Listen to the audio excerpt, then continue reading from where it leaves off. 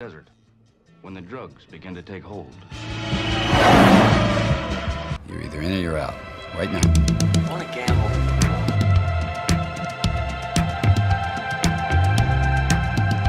I never want to hear those words out of your mouth again. Gambling is not your problem. Has anybody ever told you before your bad luck? Most gamblers, when they go to gamble, they go to win. Those were my mother's dying words. When we go to gamble, we go to lose.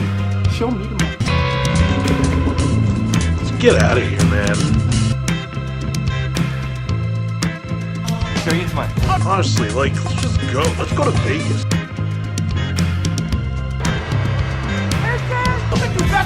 Jerry, I want you to say it what you would mean it, brother. Show me the money! It's the Sports Memory Vegas pregame show. Good morning, good morning. We got another Saturday full of sports. It's going to be 72 degrees here today in Indianapolis, so, finally a little bit nicer. Finally a little bit nicer. My attitude's changed a little bit. Unless you're talking about the Indiana Hoosiers. Right, then, sure. Then my attitude isn't so positive. But we got rivalry weekend.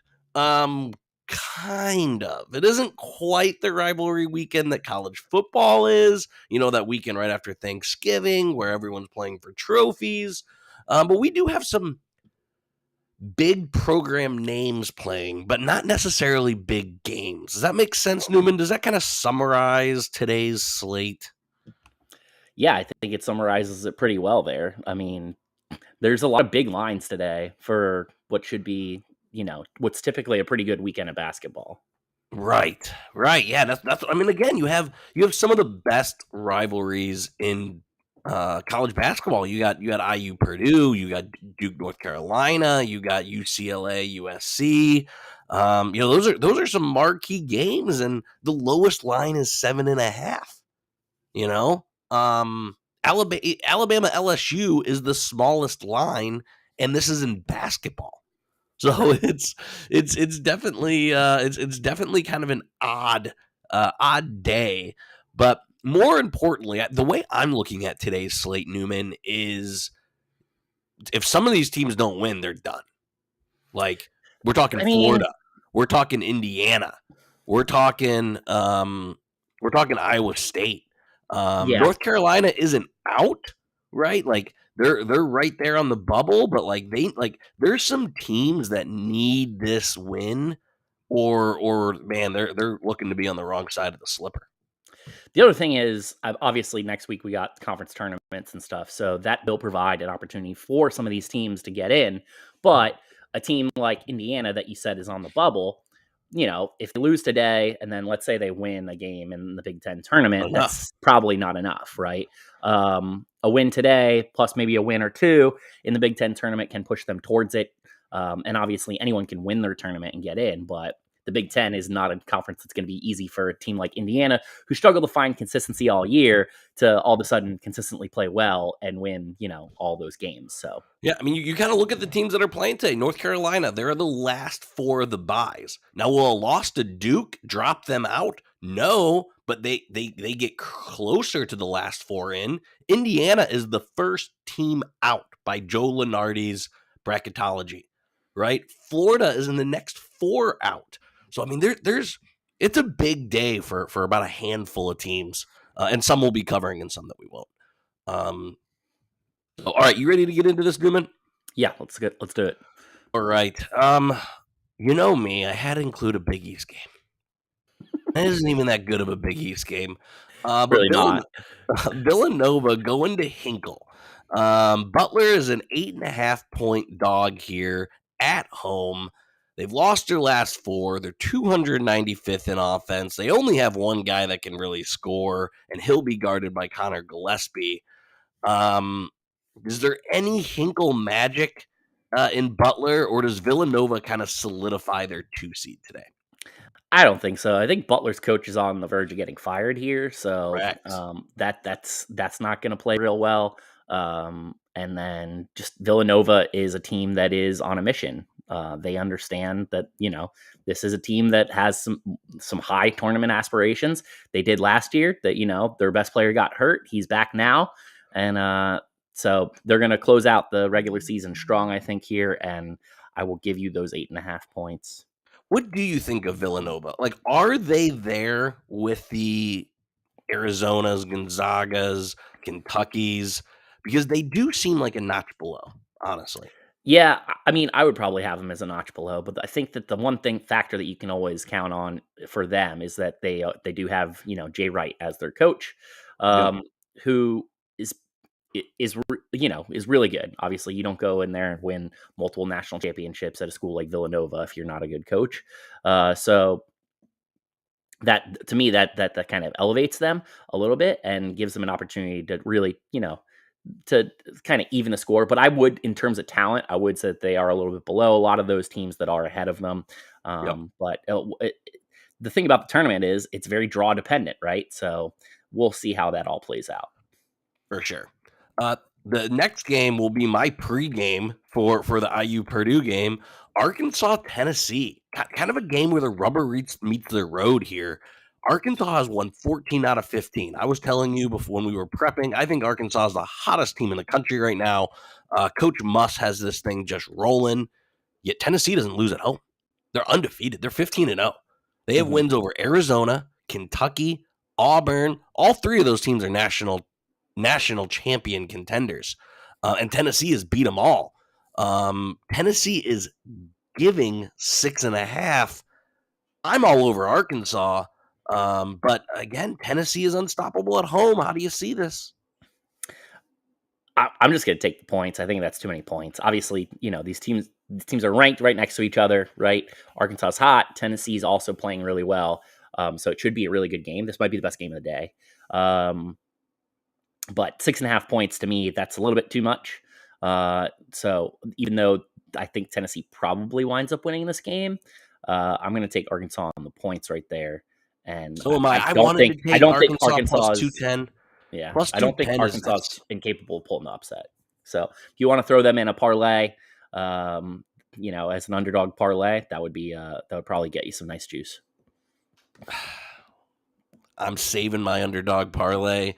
Not parlay, but play for this next game, staying in the SEC. We talked about it at the top of the show. Number 25, Alabama, going into Baton Rouge, not to play football, to play basketball. And LSU is a 3.5-point favorite. I've been fading LSU all year. Give me Alabama as a plus 145 money line, Newman. What do you think about that? I like it. So this is a home game for LSU, but if you're familiar with the calendar, it is Mardi Gras, right? So Mardi Gras is going on, and I expect the majority of Baton Rouge to be in New Orleans this weekend. So that being the case, I think that they may take some of the crowd that you may normally get for a game like this, especially considering LSU hasn't played great basketball this year. It's kind of a meaningless regular season game for them. And, they're looking forward to the tournament next week down here in Tampa. Yeah. So to me, that I like taking Alabama here in the points. I think they're generally a better team. And have a better coach in terms of X's and O's and stuff. So, and LSU's lost 3 of 4. Now they've lost to all good teams. They've lost to Kentucky. They lost to Arkansas. They've lost to South Carolina. So it's not like they're losing against scrubs. But the only 2 teams they've beat is Missouri and Georgia. 2 teams that are basically irrelevant as it pertains to high major basketball. So, yeah, absolutely give me Alabama. You mentioned a huge coaching advantage. You hate Rick Barnes. I hate Will Wade. We're going to fade coaches we don't like. So give me Alabama all day. But like you said, not much for either one of these teams to play for. It's a 5 or 6 seed. LSU is a 6 seed, though. That's going to be – if they end up as a 6 seed, I'm going to be hunting those 11 seeds. I'm going to be hunting those 11 seeds against LSU. All right, let's continue the SEC run into that South Carolina team. You and I are both huge fans of Frank Martin. They are not even really on the bubble right now. They're 18-11. They got a lot of wins, but not really quality wins. But they can get one right now on the road versus number 5 Auburn, who has, quite frankly, been massively disappointing the past 2 weekends. Can Auburn make a loss 3 Saturdays in a row? I feel like I've seen this out of some Tennessee teams when Bruce Pearl was there. They kind of fade a little bit down the stretch. Get off to a really hot start, and then fade as the regular season comes down, and then kind of kick it back up for the SEC tournament or whichever tournament he's coaching in. This one in particular, to me, it's just like I think that Auburn is a much better team. Obviously, you have Jabari Smith, best player, probably in the country. Wendell Green, Walker Kessler. Yeah, South Carolina ain't got anyone for those dudes. Nope. But 15 points is a lot, and I'm weary of that. So because of that reason, I would probably stay away from this game in general. But for our purposes here, I'm going to take the 15 points and count on South Carolina to keep it close. You know what? I'm taking the 15 points, but I'm also sprinkling a very small amount on plus 850. Yeah, I could see that. Maybe a $5, maybe a $10 play, but I'm sprinkling because, like you said, I mean, Auburn kind of sort of has something to play for, but not really. They're fading, and South Carolina's a desperate team. And 15 points is just insane. I mean, that's the head coach is Frank Martin here. Be respectful, Vegas. This is just a little bit. So, in my main plays, I'm taking the 15 points, but I'm sprinkling. All right, let's talk about our first big bubble game next. Number 7, Kentucky, who you and me have been on all year. They let me down for the first time last weekend. But then again, everyone let everyone down last weekend. 7 out of the top 10 teams lost. I bet on 3 including of those the teams. top 6 teams, I believe. I lost on Purdue, Auburn, and Kentucky all last. And I've rode those 3 teams all year, so I can't be mad at them. You stay away from Gonzaga, who lost as well. So it's I've stayed away from Gonzaga. Yeah, I always stay away from it. I don't trust them. Which I don't know why. They've made the past 2 national championships. But anyway, let's stay in the SEC here for a moment. Florida, they've pulled off some big wins. They're getting 5 points. They're in the next 4 out. They have Colin Castleton who can take over a game, but man, Kentucky's a bad matchup for them. I mean, Colin Castleton will be going toe-to-toe, which what I think is Oscar Toshibe, who is arguably, I think, the best player in the country. It's a horrible matchup. Florida can't match their wings. It's a not an advantage down low. I think Kentucky wins this by double digits, and I think Florida's postseason hopes go out the door today. I'm very much so with you there. Gainesville. I don't think Mike White's a particularly good coach in general. Obviously, Coach Cal should be able to, out-coach him in that respect. And then Kentucky's just got better players. Like you mentioned it, Oscar Tshiebwe, National Gatorade Player of the Year candidate. I don't see anyone on Florida that's even close to that. Then you've got, Ty Washington and a bunch of other wings. Keon Brooks. It's just waves of dudes. So I expect, the crowd to be lively there, but it will fade quickly. And in favor of Kentucky, and then everyone's going to head down to Tampa and watch Florida get eliminated pretty early in that tournament too. Ooh. I didn't know the SEC tournament was in Tampa. That's kind of crazy. All right, let's go to Indiana Purdue. I'm not even winning Indiana stuff. I'm wearing a Steelers shirt right now because there's rumors that Aaron Rodgers is down to 4 teams and one of them's Pittsburgh. I don't think this is anywhere. I don't think so either, but it's hope season for NFL fans. It certainly is. Indiana is currently the first team out. When you look at Joe Lunardi's, they need this. If they win this, they're in. They don't have to worry about next week. They can go 1 and done if they beat Purdue today. But Purdue's 15-1. I've said all year, Indiana, if they can have an advantage down low, they can beat anyone. You ain't having an advantage over Zach Edey and Trevion Williams. Now, if you look at this game, Indiana is a really bad offensive team. Purdue is a really bad defensive team. So that kind of cancels out. Indiana is a really good defensive team. They're number 10 in the country, number 1 in the Big Ten. Purdue is a really good offensive team, number 1 in the Big Ten, I think like 4th or 5th in the country. So it's really strength versus strength here. I do think Indiana might cover this 10. I think it's a really good line, but I don't think there's a chance in hell. Purdue has like a million seniors on senior day in a rivalry game. That they already lost one this year. That they already lost one this year, and that was kind of a miracle game. I don't know if you watched it or remember it, but Indiana hit more threes that game than they've hit all year. Yeah. You can't really do that twice. No. Yeah. I'd like to think Indiana, I think this game will stay between like 7 and 12 points all game, right? Like I never think it'll get out of hand, but I don't think Indiana will really ever come close to like, one possession game. I don't quite think it's that kind of game today. So I don't think that Indiana's going to shoot nearly as well as they did last one, and because of that, I'm going to take Purdue, and I will give you the 10 points because I think there's a chance that this might be a blowout. Like that's a lot of the feeling. The one side I go to all the time, they actually have this as a 3-star play. Purdue covering.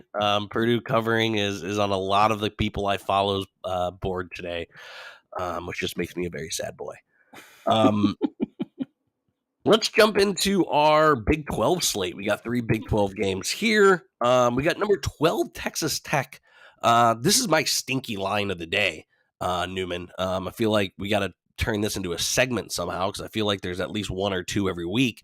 Number 12, Texas Tech, who can still win the Big 12 with a Baylor loss, going into Oklahoma State, who has nothing to play for. They're suspended. They don't have any seniors. This is my lock of the day, Texas Tech -3. Does Oklahoma State even get to play in the Big 12 tournament? They do get to play in the Big 12 tournament, yes. They get okay. I wasn't even sure that they were going to allow them because I was going to say this might be their last game of the day or of the season. So yes, nothing to play for, but also nothing to lose. The lines actually went down to 2.5. By the way, like I don't get it. Yeah, I mean, I'm going to stick on Texas Tech here. I just generally think that they're way more talented than Oklahoma State, and 3 points, like that's such a small margin that I expect them to be able to cover that. I'm blanking on the coach's name. I'll Google it, but he's got to be up there for Coach of the Year, right?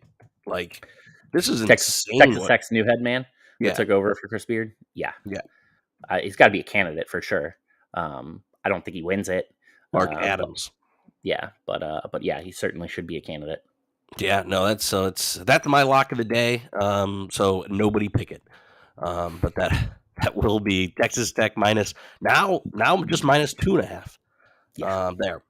Let's jump to Texas, Kansas, which normally has some juice, but number 21 Texas going into Fog Allen. Kansas is a 6.5 point favorite. They burned me last weekend, losing to Baylor. That was my big bet of the weekend, and it absolutely screwed me, but that's okay because I'm right back on Kansas. I've been down on Texas all year. Just for some reason, it's never clicked for Chris Beard's team. Just not sure why. Now, I say that, and they're a 5 seed. But, they have the horses to be a national championship contender like Kansas is, and they just haven't lived up to it. Yeah, I mean, I expect Texas to play well in this game, but I'm going to take Kansas at home, and I'll give you those points because, anything under double digits here is probably something that Kansas can cover in this, just the atmosphere, all that kind of stuff. This is what they do. So, yeah, this is the tough thing about this is that it is there in, at Kansas for Texas. So I'm going to take Kansas on this one. Question right now, Texas is that 5 seed. Is Texas a potential 12-5 upset team? Or do you don't think Chris Beard and Marcus Carr and Timmy Allen fall into that equation? I think it'll obviously depend on the draw, right? We'll see what the matchup is. So right now it's Rutgers, Texas. On Harper. Mm. Ooh. It could happen. Ooh, that would be an A+ game. That would be a fantastic game. Yeah. Would like that a lot. I'm just getting so excited. All right. I mean, so we're speaking of both that in games. Rutgers team, though, did obviously I'm sure you watched the game. I cried. But Cried like about- a little schoolgirl. how about the Rutgers dude taking a swipe at your boy at the end of the game? I mean, there, what are you he is a thinking? pest. He's an absolute pest. Xavier Johnson, transfer from Pitt, got a lot of Brooklyn swagger to him. He's actually from Virginia, but he plays like a lot of those Pitt Brooklyn guards. But yeah, I mean, he's an irritant. He plays a lot like I did. I've had a few people swipe at me. Keep your cool there. It's crunch time. It's the end of the game. You've got the ball in your hands with a sizable lead there. All you got to do is not do that, and you get a foul. You get an extra point, and then they're SOL, right? But instead, he takes a swing at this guy and it gets him a flagrant 2 and makes the last couple seconds of the game meaningful. They did pull out the win thanks to your boy Ron Harper, but what a three by Indiana to tie it though. It was a great play design. Yeah, it was screen to the corner. Quite the end of the game to watch. If you're a Rutgers fan or an anti-IU fan. If you're a college basketball fan, it was a good game to watch at the end.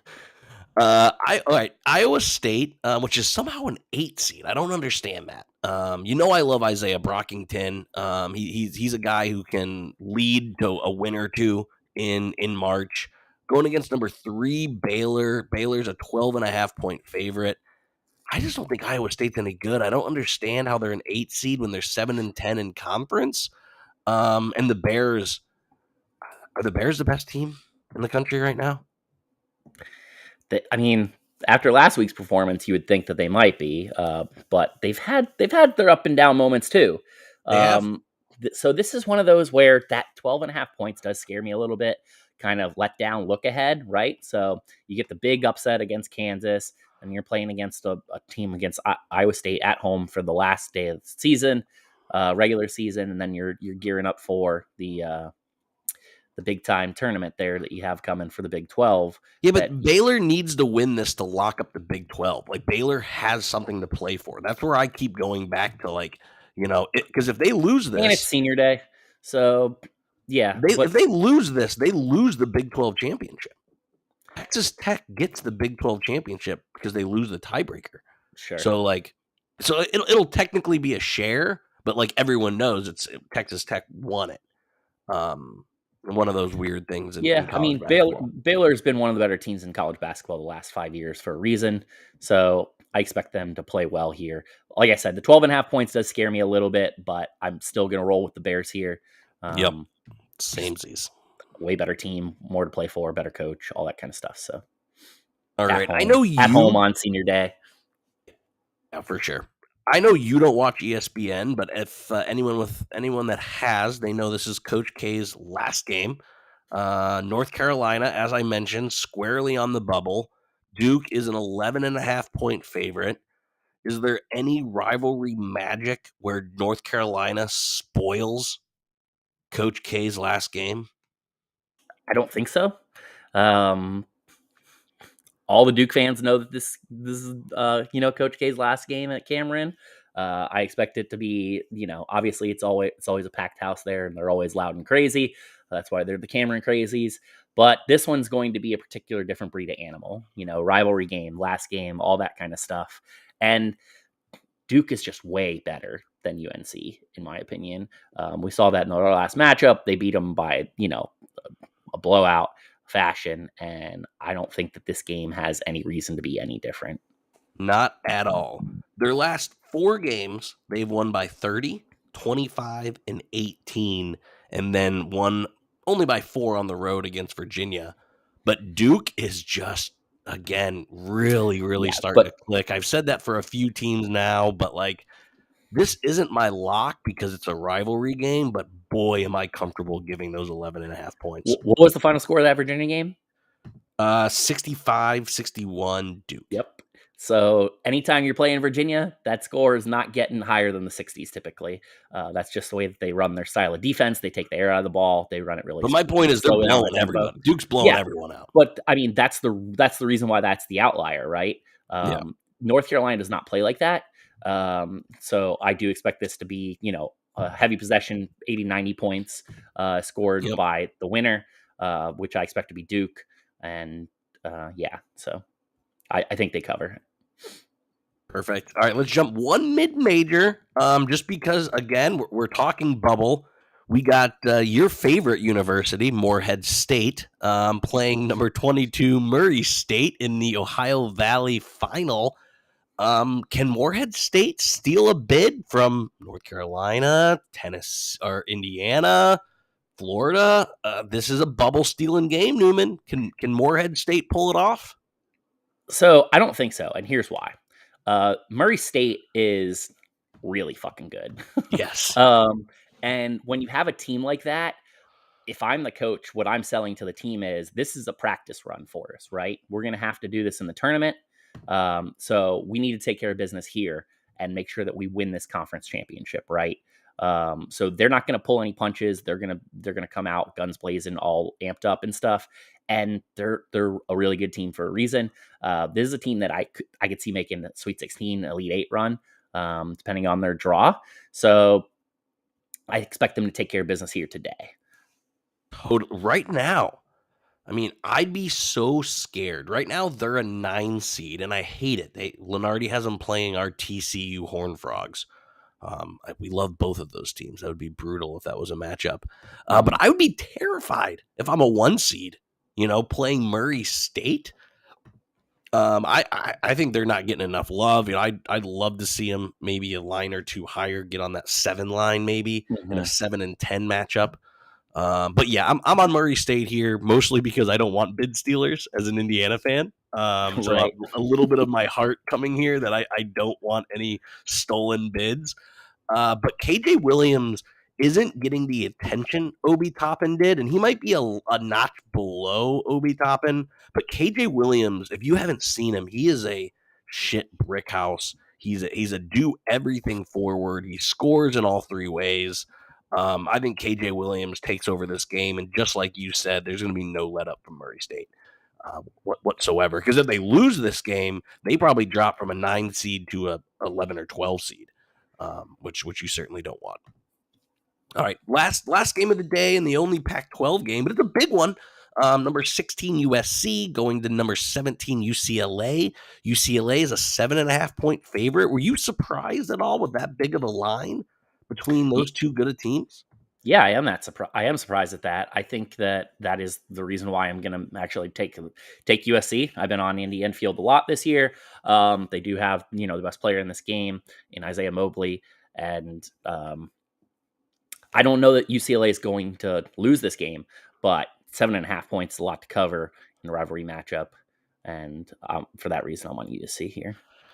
Yeah, I'm going to take the better coach, Mick Cronin, here, and the better team in UCLA. Johnny Juzang, Tiger Campbell, Rutgers transfer, Miles Johnson. I really like UCLA's team here, and 7.5 is a lot. This will not be on a single one of my betting slates, but because we do have to pick, I am taking UCLA here, even though both teams are playing really well right now. I think the difference that keeps it close within that 7.5 points is for me is USC's size. Yes, like they're just a much bigger team. So UCLA is they have good shooters and stuff, but Tiger Campbell's little. He's a little guy. So, hey, now we like little point guards. So Andy Enfield coming from Florida State, Coach Hamilton there. If he learned one thing from him, he should have learned how to shut down a small guard. Because Florida State does that at elite level. So they can definitely give Tiger Campbell fits. That can cause some issues in this game. Plus, like I said, you've got the good guy, the best player there in Evan Mobley down the side. Maybe he can force UCLA into early foul trouble. And that would flip this game. I would definitely be interested in sprinkling a little bit of money line action here in favor of USC. Plus 270. But in general, I would say that I will take USC to cover with the points. There we go. Yeah, that 10 o'clock tip. I wish they would just move these games to like, and even a 9 o'clock tip would be better because Right? at least it Yeah. ends before midnight. Yeah. But 10 o'clock tip there for you night owls. All right, I got one game apiece in the NHL and the NBA. Both really good games. 8-1-1 in their last 10. Calgary Flames have flown up the standings against the number one team in hockey, the Colorado Avalanche. Avalanche minus 150, but plus 160 on the puck line. What do you see here between again the hottest team versus the best team? I mean, if I'm betting this game, I'm going to take the Avalanche puck line there just because you get some juice. You're at home, obviously one of the best teams in hockey that you mentioned there. So, but I mean, I don't know that this is a game that I would really want to bet on if I have the option. And it's also another 10 o'clock putt drop. So Yeah. unless you're on the West Coast, I know I won't be Right. watching this game, but it is the best hockey game on the slate today. Yeah, like I mentioned in my notes, the Avalanche only choke in the playoffs, not in the regular season. So I got the Lanch here for sure. And then we got a great NBA game. We got the number one team versus the number two team in the Eastern Conference. So 76ers going to Miami. Miami is a favorite. I have Miami here. I'm just going to take money line. I'm not going to mess with the minus 1 point, mostly because the 76ers played in Cleveland last night. So, Yeah, James that's Harden tough. might be a little tired. That's tough on a back-to-back, especially, Joel Embiid. He's great. He's an MVP candidate here, but Bam Adebayo has been almost as good as he has been this season, and I Is expect Bam better than Jokic? Like, how would you put Embiid, Jokic, Bam Adebayo? No, he's not better than Jokic. No, that's a reigning MVP. I mean, if I'm talking just this year, I'd probably go Embiid, Jokic, Adebayo. But in terms of potential future, I mean, the thing about Jokic is that because of his style of play, it doesn't require elite athleticism. He's a very smart and heady player. So when that athleticism fades, Sabonis. when that athleticism fades, he's still going to be a good player. So I like him more on the long term. Obviously, Embiid has his injury history issues, and then generally just big men, always have, those bad knees, and their careers tend to be typically a little bit shorter. So just that's where I go in terms of long run versus short run. But in particular for this game, coming off the back-to-back, the other Mobley brother does play for Cleveland, so he gives teams fits, and the 76ers coming on a back-to-back there, James Harden, Joel Embiid. They're going to play them in this game because I think they have to by like NBA bylaws and shit like that. But this would be a game that you would definitely look to rest them, or one of the two of them. I think Harden may take a few breathers this game. Yeah, this seems like a game where Harden settles for a ton of threes. Right. So I'm on the Heat here, I think, and I'll give you that point. I don't care. It actually went up to Heat -2 now. But anyway, yeah, I may watch this game, and it all depends how happy I am with college basketball after the IU Purdue game. And Yeah. I tend to shut down and block out sports when they don't go my way. So. Yeah, I understand that. And just a last calling shot here. Although Indiana did take a tough loss, at least Notre Dame did too, losing to what's been, second half of the year, a bad Florida State team. But they play pretty well. Florida State's playing today. Can they make a run? Can they get? They would have juice. They would have to win the ACC tournament to get at least make the final. At least make the final. I think they have to win it. Hey, come on! It's hope season. It's just they're too injured. They did get Anthony Polite back for the game against Notre Dame, and so that did play a huge difference. But I mean. And even in that game, they had, their Matthew Cleveland, their 5-star who hit the game winner against Virginia last week. He didn't even play in that Notre Dame game, and they still managed to win it. So, I mean, if Florida State could ever get, everyone that's available back and healthy, then I could see them making a little bit of a run in the ACC tournament, but I don't expect that. No, Notre Dame's a fraud. I mean, honestly, I don't think they're any good. They're right now a 10 seed. I'm taking whatever 7 seed is playing Notre Dame. Notre Dame is a team that lives and dies by the 3. So if they Yeah. hit their threes, then they're going to Very they're tough gonna when win. that isn't in your own obviously- arena. Very Yeah. tough when it's not in your own arena. All right, Newman. Next week, we will have conference championship. We will also be doing our selection show again, probably about a week and a half away. But again, if you're a college basketball fan, things are going to get exciting pretty quickly. So until next weekend, Newman, go Noles, go Hoosiers, and I'll talk to you later.